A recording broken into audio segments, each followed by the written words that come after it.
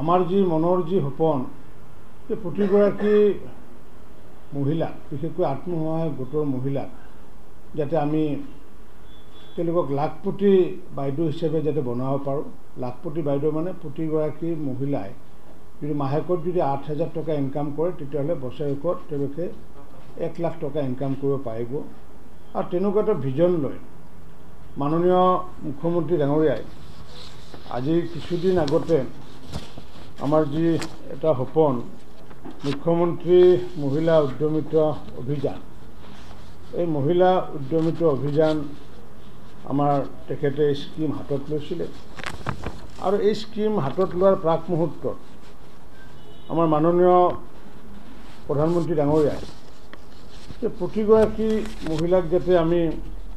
Self help গ্ৰুপৰ জৰিয়তে যাতে সকাহ দিব পাৰোঁ তাৰ কাৰণেও ব্যৱস্থা লৈছিলে।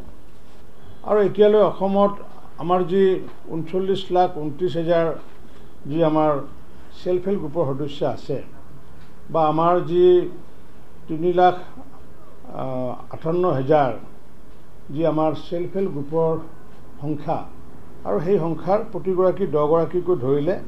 আমাৰ 39 লাখ সেল্ফ হেল্প গ্ৰুপৰ সদস্য আছে। আৰু সেই সেল্ফ হেল্প গ্ৰুপ যে অকল গঠন কৰি চৰকাৰ যে বহি থাকিব এনেকুৱা নহয়। পোনপ্ৰথমতে আমাৰ ভাৰতৰত্ন অটল বিহাৰী বাজপেয়ী ডাঙৰীয়াই এইটো সপোন দেখিছিলে যে মহিলাসকলক আগুৱাই নিব লাগিব। আৰু তাৰ পৰৱৰ্তী সময়ত 14 চনৰ পিছত দেশৰ প্ৰধানমন্ত্ৰী নৰেন্দ্ৰ মোদী ডাঙৰীয়াই ভাৰত চৰকাৰৰ পৰা আমি এতিয়ালৈ আমি যি সেল্ফ হেল্প গ্ৰুপৰ ৰিভলভিং ফাণ্ড হিচাপে আমি এতিয়ালৈ প্ৰায় 555 কোটি টকা আমি ইতিমধ্যে তেওঁলোকক আমি প্ৰদান কৰিছোঁ মহিলা যিসকল আত্মসহায়ক গোটক ৰিভলভিং ফাণ্ড হিচাপে। আৰু ঠিক তেনেকুৱাকৈ আমাৰ কনকলতা মহিলা যি সবলীকৰণ আঁচনি সেইটোৰ জৰিয়তেও আমি যি 445 কোটি টকা ইতিমধ্যে আমি তেওঁলোকক প্ৰদান কৰিবলৈ সক্ষম হৈছোঁ। আৰু এইটোৰ দুয়োটা যদি আমাৰ হিচাপ যদি চোৱা যায় তেতিয়াহ'লে আমি দেখা পাওঁ যে এতিয়ালৈ আমি সেল্ফ হেল্প গ্ৰুপৰ বিভিন্ন ধৰণে ৰিভলভিং ফাণ্ডে হওক বা তেওঁলোকক কেপিটেল ছাবচিডিয়ে হওক বা অসম চৰকাৰৰ কনকলতা মহিলা সবলীকৰণ আঁচনিৰ জৰিয়তে হওক এতিয়ালৈ আমি অসমৰ সেল্ফ হেল্প গ্ৰুপৰ নামত এতিয়ালৈ 2023 কোটি টকা বিভিন্ন ধৰণৰ ৰিভলভিং ফাণ্ড বা কেপিটেল ফাণ্ড দি পেলাই আমি সহায় কৰিছোঁ যাতে সেল্ফ হেল্প গ্ৰুপসকলে যাতে নিজস্বভাৱে বিভিন্ন যাতে সামগ্ৰী যাতে প্ৰস্তুত কৰিব পাৰে আৰু সেই সামগ্ৰীসমূহ যাতে আমাৰ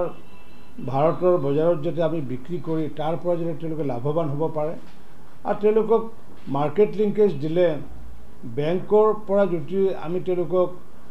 বেংকৰ লগত যদি লিংকেজ কৰাই দিব পাৰোঁ তেতিয়া নিশ্চিত ওপৰত আমি তেওঁলোকক আগন্তুক দিনত আমাৰ যি সপোন আছে লাখপতি আমি কৰিব পাৰিম। কিন্তু লাখপতি কৰাৰ প্ৰাক মুহূৰ্তত আমি ভাৰত চৰকাৰৰ পৰা 1577 কোটি টকা আৰু অসম চৰকাৰৰ পৰা 445 কোটি টকা আৰু সৰ্বমুঠ 2023 কোটি টকা ইতিমধ্যে তেওঁলোকক আমি প্ৰদান কৰিছোঁ। আৰু এইখিনি প্ৰদান কৰাৰ পিছত অসমৰ মাননীয় মুখ্যমন্ত্ৰী ডাঙৰীয়াই মুখ্যমন্ত্ৰী মহিলা উদ্যমিতা অভিযানৰ জৰিয়তে ইতিমধ্যে প্ৰায় আমি 32,21,290 গৰাকী এনেকুৱা সদস্য আমি চিনাক্ত কৰি লৈছোঁ। আৰু এই চিনাক্ত কৰাৰ প্ৰাক মুহূৰ্তত তেওঁলোকৰ বিভিন্ন ধৰণৰ ভেৰিফিকেশ্যন আৰু দুবাৰকৈ ভেৰিফিকেশ্যন হৈছে আৰু এতিয়াও থাৰ্ড ভেৰিফিকেশ্যন চলি আছে। আৰু এনেকুৱাকৈ আমি প্ৰায় 30 লাখ অতি কমেও 30 লাখ মহিলা সদস্য মাননীয় মুখ্যমন্ত্ৰী ডাঙৰীয়াই পোনপ্ৰথমতে তেওঁলোকক যাতে বেংকৰ লেনদেন কৰাৰ কাৰণে বা তেওঁলোকক যাতে কামত যাতে আমি অগ্ৰসৰ কৰাব পাৰোঁ তাৰ কাৰণে প্ৰতিগৰাকী সদস্যাক আমি 10,000কৈ টকা দিয়াৰ কথা ভাবিছোঁ। আৰু এই মুখ্যমন্ত্ৰী ডাঙৰীয়াৰ এইটো উদ্দেশ্য এইটোৱে যে 10,000 টকাটোৰে যাতে তেওঁলোকে যাতে উৎসাহ যাতে আনিব পৰা যায় কামত যাতে নিয়োগ কৰিব পৰা যায়। কাৰণ মাননীয় মুখ্যমন্ত্ৰী ডাঙৰীয়াৰ সপোন এটাই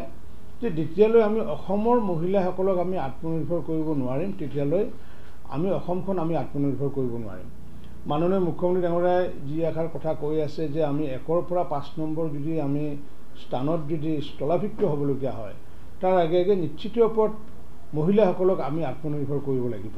যাৰ কাৰণে এনেকুৱা আমাৰ যি অভিলাষী আঁচনি মুখ্যমন্ত্ৰীৰ মহিলা উদ্যমিতা আঁচনি আৰু এই আঁচনিটো যদি আমি আগন্তুক দিনত যিহেতু আমাৰ এতিয়ালৈ লাখপতি বাইদেউ আমাৰ প্ৰায় 8,50,000 লাখপতি বাইদেউ আছে আৰু সেই লাখপতি বাইদেউগৰাকী প্ৰকৃত অৰ্থত তেওঁলোকে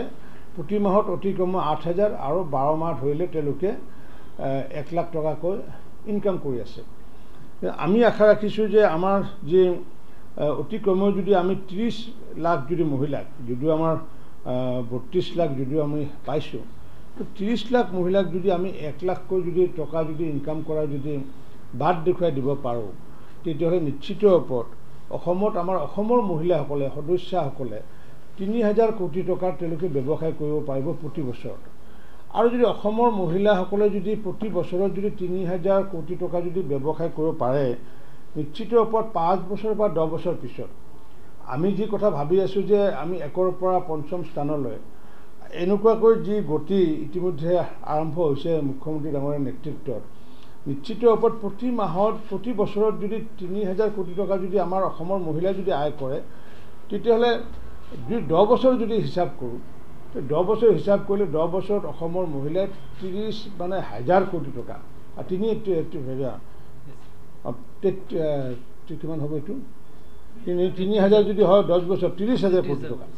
সেই 30,000 কোটি টকাক যদি আমি এটা মিছন হিচাপে লওঁ, নিশ্চিত ওপৰত আমি সফলতা লাভ কৰিব পাৰিম। আৰু তাৰ কাৰণে বিভিন্ন ধৰণৰ আমি অকল IEC ইনফৰমেশ্যন এডুকেশ্যন কমিশ্যনে নহয়,